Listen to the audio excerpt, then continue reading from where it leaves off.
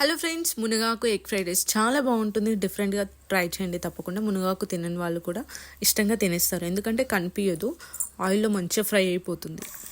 చేసుకోవడం కూడా చాలా సింపుల్, తక్కువ ఇంగ్రీడియంట్స్తోనే తొందరగా అయిపోతుంది. లంచ్ బాక్స్ కూడా చాలా బాగుంటుంది, ట్రై చేయండి.